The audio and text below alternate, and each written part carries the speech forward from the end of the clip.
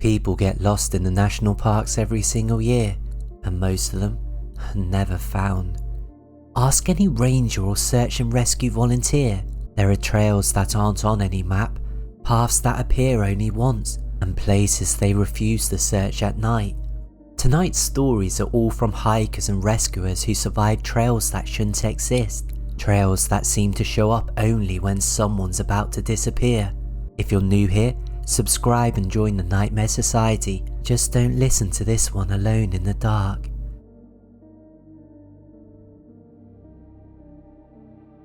We were hiking a ridge in Montana when we heard a man screaming for help. Not distant, not faint, full on, blood-curdling panic. We followed the screams down a narrow trail that wasn't on the map, and halfway down, we realised the thing screaming wasn't the one who was dying. I'm not a ranger, but I'm the type who reads every missing hiker thread, every park warning, every weird backcountry story. You'd think that would have made me smarter. Instead, it just made what happened even worse. This was in 2022, early fall, on a trip to Montana with my friend Tyler. We were doing a 3-day hike along a ridge system that overlooks thick forest and deep ravines. The kind of place where if you fall wrong, you're not coming back out without a helicopter. The first 2 days were perfect. Cold mornings, blue sky, just enough other hikers around on the main trail to feel like we weren't completely alone. On the second afternoon, we stopped at a viewpoint, a rocky outcrop that looked down over miles of trees. No houses, no roads, nothing man-made, just wilderness. I remember Tyler saying, "If you scream out here, nobody would hear you." A couple hours later, somebody did. We were following the ridge, maybe an hour from where we planned to camp, when it happened. It started as a single, sharp scream, male, mid-range, then another, then another. Not playful, not drunk, full volume, throat-tearing horror. "Help! Please! I'm down here! Please!" Tyler and I stopped at the exact same time. The hair on my arms rose. This wasn't some distant echo. This was close. We scrambled to the edge of the ridge, looking for any sign of a body down below. All we saw were trees, rocks, and the shadow of the ravine. "I think he fell," Tyler said. "We have to go down." The main trail stayed along the ridge. There was no obvious way into the ravine that didn't look suicidal. Then we saw it, a narrow dirt path breaking off from the main trail, cutting down at a steep angle into the trees. No signpost, no marker, just a faint track like something or someone had walked it over and over. I swear that path wasn't there earlier. We'd already walked this stretch between viewpoints, and I would have noticed it. It cut into the brush too close to the sign-off point, but there it was, clear as day. The screaming kept going. "Please, I'm down here. I can't move. Someone." Every instinct said move, do something. We weren't just going to stand there and listen to someone die.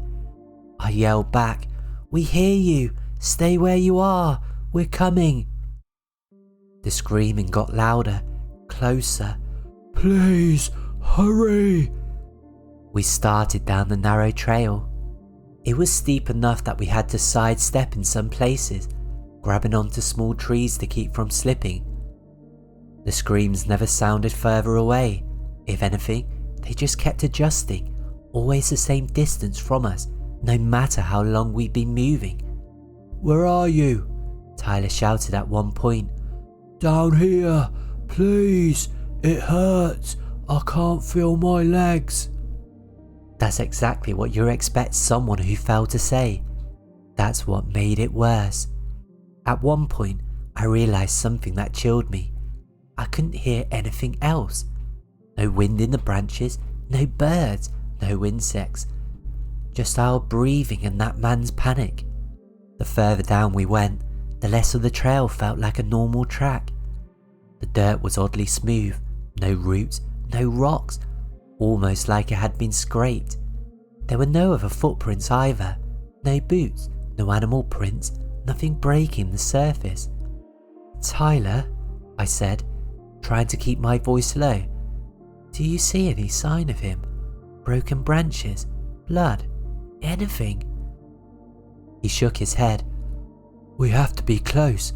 It sounds like he's right there." We called again. This time, the voice answered instantly. "Right here, over here, you're so close." But it didn't echo right. It didn't bounce off the ravine the way sound normally does. It felt like someone screaming into a pillow right next to your ear. I started to feel something I don't like admitting. I was more afraid of finding him than not. About 20 minutes down, the trail just stopped. It ended at a wall of rock and scrub, no cliff edge, no drop, no clearing where someone could have fallen, just a dead end. "Hello?" Tyler yelled. The scream came again. "Please, please, I can't feel my legs, it's dark." But this time, it sounded wrong. The words were the same, the intensity was the same, but the timing wasn't. The voice came in too quickly. No breath, no raggedness. It was like someone pressing play on a recording. "Dude," I said, "shut up, listen." Tyler stared at me like I was crazy, but he went quiet. I yelled, "What's your name?" The scream came back immediately. No delay, no hesitation. "Please, please, I can't feel my legs, it's dark." The exact same sentence, the exact same pitch, like someone copying and pasting audio. I felt my stomach drop. "That's not a person," I whispered. "That's a loop." Tyler shook his head. "Maybe he's in shock, maybe." Then the voice changed. Mid-scream, the tone dropped half an octave. I don't know how else to describe it. The sound stuttered for a second, like a scratched CD, then smoothed out into a new, calmer voice. Same volume, same direction, same emotion. "Over here," it said. Not panicked now, not in pain, just curious. Like it was testing the words. "Over here, behind you." Every hair on my body stood up at once. Tyler turned around. I grabbed his arm. "Don't." The voice repeated, closer this time, with an edge of amusement. "Over here, behind you, behind you." Except the sound wasn't coming from behind us. It was coming from everywhere, above, below, inside the rock, like the ravine was speaking. I don't remember making the decision to leave. My body just went. I started climbing back up the trail, half clawing my way up, not caring about my footing. Tyler followed, swearing under his breath, constantly looking over his shoulder. The voice kept talking as we climbed. The screams came back, then the begging, then the calm voice. It just cycled through them, mixing words into new combinations, stealing phrases we shouted earlier. At one point it shrieked, "We hear you, stay where you are, we're coming," in my exact voice. I don't know how long it took us to reach the main ridge again, but when we did, the normal world snapped back like someone turned on a sound machine. Wind, birds, distant traffic hum you don't usually notice. No screaming. We flagged down another pair of hikers and told them what happened. They helped us call it in to the local authorities. We got in touch with search and rescue. A team went down later that day with proper equipment. They found no fallen hiker, no blood, no torn clothing, no recently disturbed earth. They didn't find the trail either. We led them to where it had been. All that was there was single brush and rocks. No break in the foliage, no cut in the slope, nothing. It was like we imagined the whole path. On the drive back to town, we stopped at a local gas station. The clerk saw our packs and asked where we'd been hiking. When we told him the ridge, his face changed. "You heard it, didn't you?" he said. We asked, "Heard what?" He stared out the window towards the tree line. "The screaming. People say someone died out there years ago and now everyone thinks they're hearing his ghost." He paused, then shook his head. "But that ridge, no body was ever found. Not once. People hear it every summer." He looked back at us, eyes flat. "If you hear someone screaming out there and you can't see them, it's not them that's dying." We left Montana the next morning. I still hike, but if I ever hear someone screaming and I can't see them, I'm calling for help from the ridge, because I'm not following any new trails ever again.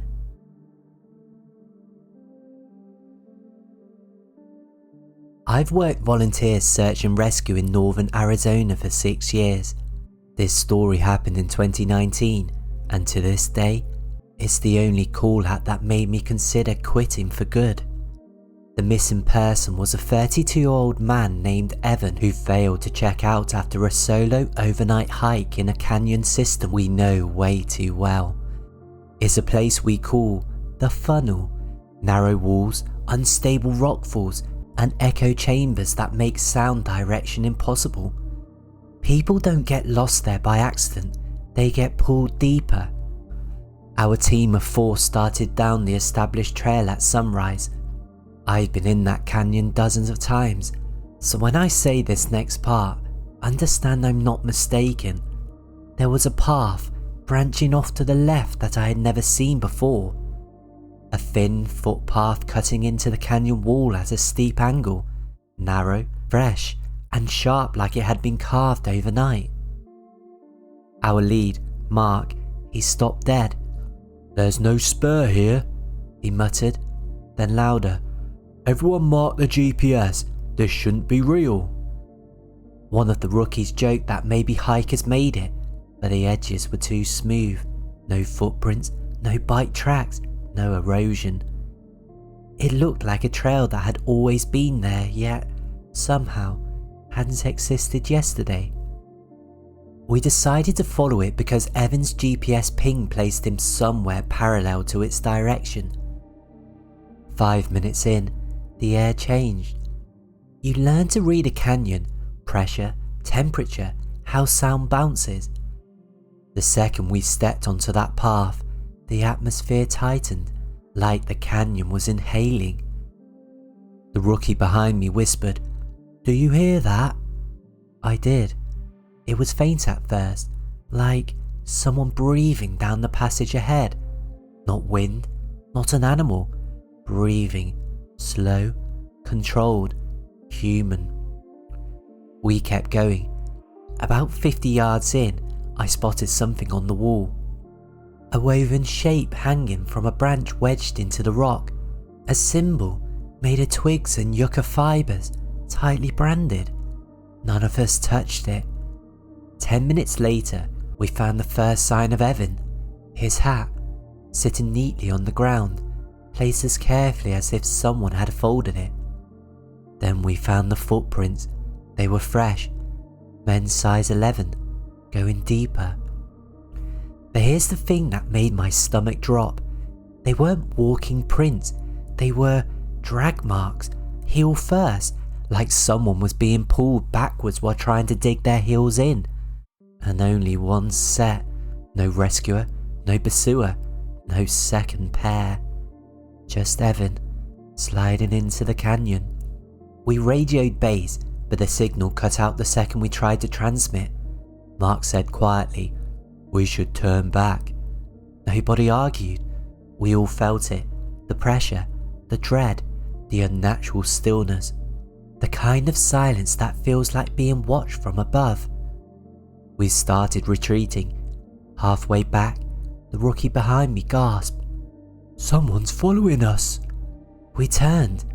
There were fresh footprints behind us on the trail. Our footprints were on the left side of the dust. A new set, barefoot, adult, wide, pressed into the right side, perfectly spaced, perfectly aligned, as if whoever made them had been matching our pace since we entered. Except we hadn't heard a thing. Bare feet on gravel aren't silent. We quickened our pace.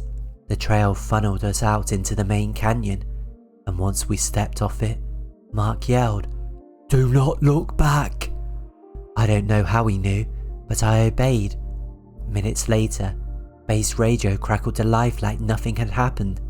We marked the trail on the map, told command what we'd seen, and prepared to head back with a bigger team. But when we returned the next morning, the trail was gone. Completely. No cut into the rock, no footprints, no woven symbol. Just smooth canyon wall and undisturbed gravel, like it never existed. We later found Evan. He was half conscious, dehydrated, and sitting upright against a cottonwood tree miles away. He'd lost his pack, lost his shoes, lost nearly everything. I helped carry him to the helicopter, and on the way he grabbed my sleeve with a shaking hand. His voice was hoarse, but I'll never forget what he said. "I didn't walk that trail. I didn't even see it. It walked me. It walked to me." We thought he was delirious, but then his GPS download came back. His coordinates didn't match the canyon system at all. They showed him moving step for step in sync with our team.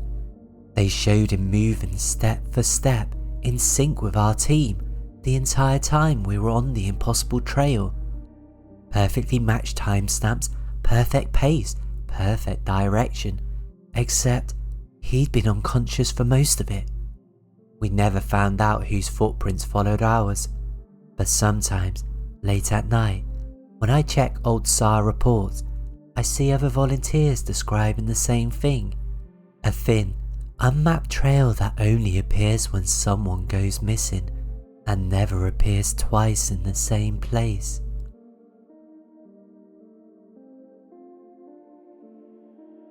I woke up to the sound of someone unzipping my tent, but the zipper wasn't open. Instead, there were muddy footprints leading out of my tent, even though I never left and I was still zipped inside.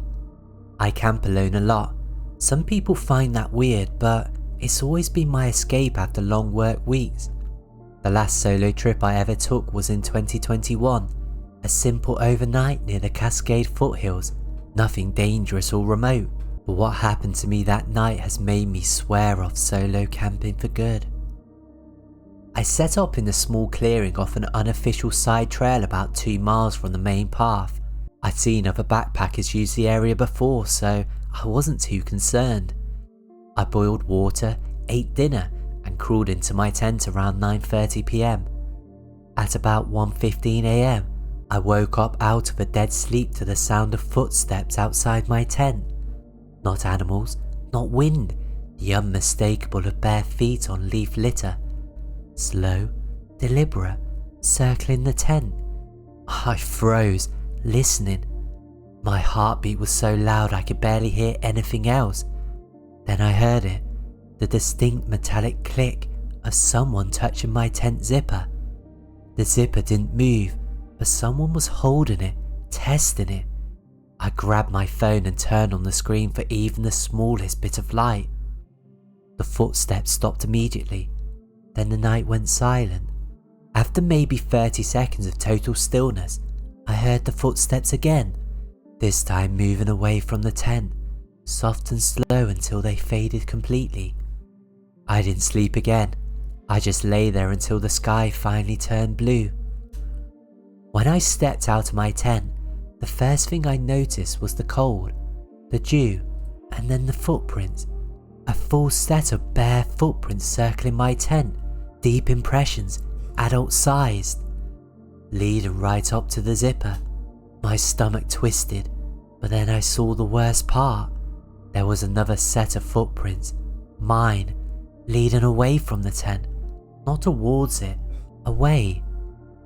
A perfect line of boot prints starting at my tent door and heading down a thin, narrow trail I swear wasn't there yesterday, except my boots were still inside the tent.